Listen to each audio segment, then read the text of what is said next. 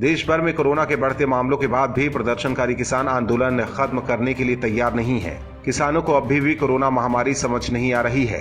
Delhi, UP में इतने भयावह मंजर देखने के बाद भी किसान घर लौटने को तैयार नहीं है। इनके आकाओं ने किसानों के दिमाग में मोदी सरकार के खिलाफ ऐसा जहर बोया है कि इनको अपनी जिंदगी की परवाह नहीं है। दरअसल कोरोना संक्रमण के फिर से दिल्ली में केस बढ़ जाने के बाद से दिल्ली ट्रैफिक पुलिस की ओर से बॉर्डर पर बैरिकेड की गई है, लेकिन सिंघू बॉर्डर पर बैठे किसानों ने बैरिकेड हटाना शुरू कर दिया। प्रदर्शनकारी इसके लिए क्रेन लेकर आए थे। उन्होंने कुछ बैरिकेड इधर उधर भी कर दिए। उन्होंने बैरिकेड हटाकर रास्ता खोलने की धमकी भी दी। मौके पर तैनात जवानों ने ऐसा करने से रोका तो दोनों पक्षों के बीच तकरार हो गई। दरअसल प्रदर्शनकारियों का कहना था कि वो इमरजेंसी सेवाओं के लिए रास्ता खोल रहे हैं। उन्होंने भी अपने टेंट हटा दिए हैं, जबकि सच्चाई इससे कोसों दूर है। सिंघू बॉर्डर पर हरियाणा की सीमा में प्रदर्शनकारियों ने अभी तक एक तरफ का रास्ता नहीं खोला है। कुंडली बॉर्डर पर हाईवे के एक रास्ते पर मंच लगाया हुआ है, जबकि दूसरे रास्ते पर कई संस्थाओं की ओर से लंगर लगाए गए हैं और प्रदर्शनकारियों की ट्रॉलियां खड़ी हुई हैं। दरअसल कृषि कानून के खिलाफ आंदोलन कर रहे किसान 4 महीने बीत जाने के बाद भी घर लौटने को तैयार नहीं है। अभी तक केंद्र सरकार इन आंदोलनकारियों को आंदोलन करने के लिए फ्री छोड़ दी थी, लेकिन कोरोना वायरस का संक्रमण बढ़ रहा है। उसको देखते हुए हरियाणा सरकार, दिल्ली पुलिस और यूपी पुलिस उनके आंदोलन को खत्म कर सकती है। इससे पहले 2020 में कोरोना वायरस का प्रकोप बढ़ा था। उस दौरान शाहीन बाग का आंदोलन खत्म हो गया था। इस बात को लेकर किसान नेता भी चिंतित हैं, जबकि सुप्रीम कोर्ट की ओर से पहले ही कह दिया गया है कि किसी सार्वजनिक रास्ते को रोक कर बैठना किसी भी तरह से उचित नहीं है। उसके बाद भी किसानों ने आंदोलन खत्म नहीं किया है। फिल्म अभिनेत्री कंगना रनौत सोशल मीडिया पर हमेशा एक्टिव रहती हैं। ट्विटर के जरिए उन्होंने विपक्ष और महाराष्ट्र में शिवसेना के खिलाफ भी हमला बोला है। हालांकि 1-2 ट्वीट की वजह से कंगना का अकाउंट भी अस्थायी तौर पर बंद कर दिया गया था। इसके बाद कंगना ने ट्विटर के खिलाफ अपनी भड़ास निकाली थी। अब कंगना ने ट्विटर के बाद इंस्टाग्राम को निशाने पर लिया है। कंगना ने पहली बार इंस्टाग्राम पर शेयर हो रहे कंटेंट पर नाराजगी जाहिर की है। कंगना ने इंस्टाग्राम को लेकर ट्वीट किया है कि इंस्टाग्राम बेवकूफ लोगों से भरा हो सकता है, यहाँ कम IQ असहनीय है। केवल अच्छी बात यह है कि छोटे व्यवसाय को मौका मिलता है, लेकिन अब विपक्ष इनका इस्तेमाल अपने लिए कर रहा है।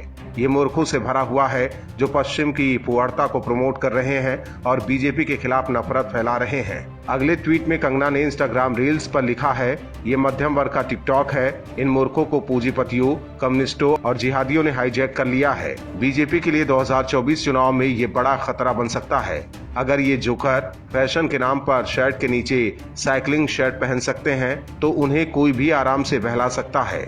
इससे पहले कंगना ने ट्विटर के CEO जैक डोरजी को टैग करते हुए लिखा था कि आप इस्लामिक मुल्क और चीनी प्रोपेगेंडा के आगे बिक चुके हैं और अब उनके निशाने पर इंस्टाग्राम है।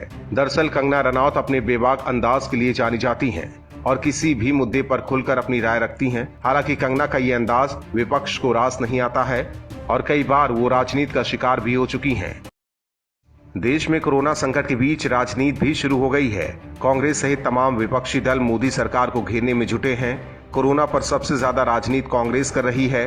कांग्रेस की तरफ से पूर्व प्रधानमंत्री मनमोहन सिंह ने PM मोदी को चिट्ठी लिखी थी। इसके बाद अब JDS की तरफ से पूर्व प्रधानमंत्री देवगौड़ा ने भी PM मोदी को चिट्ठी लिखी है। पूर्व PM मनमोहन सिंह के चिट्ठी लिखने के बाद बीजेपी ने उन्हें जमकर कोसा था। हालांकि देवगौड़ा के लेटर का जवाब PM मोदी ने दिया है। खबरों की माने तो पूर्व प्रधानमंत्री HD देवगौड़ा को खुद PM मोदी ने फोन किया। देवगौड़ा ने कहा है कि मोदी ने उन्हें आश्वासन दिया है कि उनके सुझावों को आगे बढ़ाएंगे। इससे पहले पूर्व प्रधानमंत्री मनमोहन सिंह ने भी मोदी को पत्र लिखकर 5 सुझाव दिए थे, लेकिन उस समय सरकार की तरफ से उनके ऊपर निशाना साधा गया था। स्वास्थ्य मंत्री हर्षवर्धन ने पलटवार करते हुए कहा था कि इतिहास आपके लिए बेहतर होता यदि इस तरह का रचनात्मक सहयोग और कीमती सलाह पर आपकी पार्टी कांग्रेस ने काम किया होता। स्वास्थ्य मंत्री ने पूर्व PM मनमोहन सिंह द्वारा लिखे गए पत्र में कई गलतियों का भी जिक्र किया था। उन्होंने कहा था कि मनमोहन सिंह ने वैक्सीन के आयात के लिए जो सलाह दी है वो पहले ही उठा लिए गए हैं। हर्षवर्धन ने मनमोहन सिंह पर तंज कसते हुए कहा था कि इस पत्र को तैयार करने वाले ने आपको शायद पूरी जानकारी नहीं दी। पूर्व PM देवगौड़ा की तरफ से लिखे गए पत्र में कोरोना महामारी की रोकथाम के लिए चुनावी जीत के जश्न को सीमित करे और उपचुनाव व स्थानीय चुनाव को अगले 6 महीने के लिए स्थगित करने की बात कही गई थी। दूसरी तरफ कांग्रेस संकट के समय मोदी का साथ देने के बजाय कोरोना पर सियासत कर रही है। दिल्ली में कोरोना और ऑक्सीजन पर मुख्यमंत्री अरविंद केजरीवाल घिर गए हैं। अभी तक केजरीवाल केंद्र सरकार पर टोपी ट्रांसफर कर बच रहे थे, लेकिन इस बार केजरीवाल सरकार बुरी फंसी है और हाईकोर्ट भी अरविंद केजरीवाल को फटकार लगा चुकी है। अब दिल्ली सरकार के खिलाफ बीजेपी ने भी मोर्चा खोल दिया है। दिल्ली में कोरोना से हो रही मौत के लिए बीजेपी ने केजरीवाल को दोषी ठहराया है। बीजेपी नेता कपिल मिश्रा ने दिल्ली के मुख्यमंत्री अरविंद केजरीवाल के खिलाफ एफआईआर दर्ज करने के लिए शिकायत दी है। कपिल मिश्रा ने उन्हें आपराधिक उपेक्षा का आरोपी बताया है। उन्होंने अपनी शिकायत में कहा है कि मुख्यमंत्री की आपराधिक लापरवाही के कारण ही दिल्ली में सैकड़ों लोगों की जान गई है।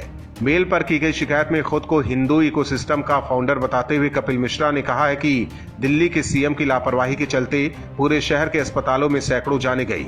उन्होंने केजरीवाल पर यह भी आरोप लगाया है कि जयपुर गोल्डन जैसे अस्पताल जिन्हें ऑक्सीजन की सख्त जरूरत थी, उन्हें ऑक्सीजन नहीं देकर उसे डाइवर्ट कर दिया गया, जो आपराधिक लापरवाही है। इससे पहले बीजेपी ने दिल्ली में ऑक्सीजन की किल्लत को लेकर आरोप लगाया है कि केंद्र सरकार की तरफ से दिल्ली सरकार को 8 ऑक्सीजन प्लांट स्थापित करने के लिए पैसे आवंटित किए गए थे, लेकिन केजरीवाल ने सिर्फ 1 प्लांट स्थापित किया है। इस मुद्दे पर भी दिल्ली सरकार घिरी हुई है। मामले को लेकर सुनवाई करते हुए हाईकोर्ट ने दिल्ली सरकार से सख्त सवाल किए हैं। हालांकि केजरीवाल अभी भी आरोप केंद्र सरकार पर लगा रहे हैं। वहीं दिल्ली में कोरोना महामारी से हालात लगातार बिगड़ते जा रहे हैं। दिल्ली में अब दूसरे राज्यों से ऑक्सीजन मंगाया गया है, लेकिन अभी भी दिल्ली में ऑक्सीजन की कमी है। पंजाब में अगले साल होने वाले विधानसभा चुनाव से पहले कांग्रेस के अंदर घमासान जारी है। कांग्रेस के हालात अकाली दल जैसे हो गए हैं। बेअदबी मामले को लेकर कार्रवाई नहीं होने से कांग्रेस नेताओं की नाराजगी बढ़ सकती है। इसके अलावा लोगों का गुस्सा भी कांग्रेस के खिलाफ फूट सकता है और इसी वजह से कांग्रेस की परेशानी बढ़ गई है। कांग्रेस के प्रदेश प्रधान और कैबिनेट मंत्री सुखजिंदर सिंह रंधावा ने इस्तीफा देकर कांग्रेस की परेशानी और बढ़ा दी है। हालांकि मुख्यमंत्री कैप्टन अमरिंदर सिंह ने इस्तीफा स्वीकार नहीं किया है।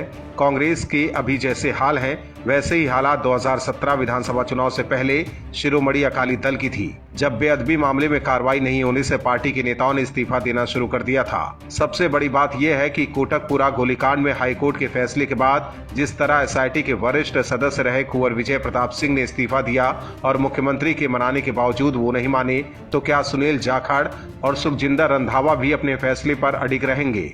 इससे पहले अकाली दल में भी बेअदबी मामले को लेकर रणजीत सिंह ब्रह्मपुरा, सेवा सिंह सिखवा, सुखदेव सिंह ढींडसा जैसे नेता पार्टी छोड़ चुके हैं और ऐसे ही हालात कांग्रेस के अंदर भी है। हालांकि कैप्टन अभी जाखड़ और रंधावा का इस्तीफा नामंजूर कर मोर्चा संभाले हुए हैं, लेकिन इससे साफ है कि कांग्रेस के अंदर इस मुद्दे को लेकर चिंगारी भड़क उठी है और आने वाले दिनों में कांग्रेस के अंदर हालात और बिगड़ सकते हैं।